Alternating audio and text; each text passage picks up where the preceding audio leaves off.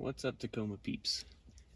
Today talking about the wired adapter for the Carplay Dongle PX6 head unit. Decided to go with a wired adapter versus the somewhat buggy Z-Link wireless connection that's built into the unit. This is offered as an extra option on the website when you purchase the initial head unit, or you can buy it separately down the road if you've already purchased the head unit and decided you wanted to go this route, which is what I did.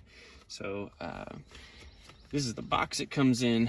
This is the actual device. Pretty simplistic.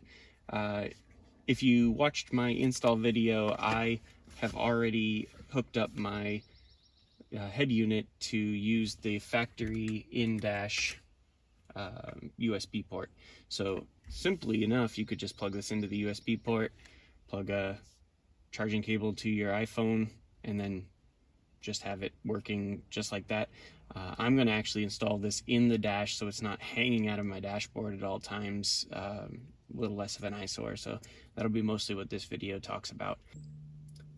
Okay, so went and removed the bezel and the head unit using the 4 10mm sockets. From my original install video, the adapter that hooks up from the factory connection to the USB to the actual head unit is right here. Simply enough, just disconnect the two, grab your adapter, plug it in, and then this can sit back in the dash and should give you use of the wired CarPlay without having an ugly extra dongle hanging out of your dash all the time. Once you get the dongle installed into the dash and everything put back together, you have to download software for the dongle to actually be able to work.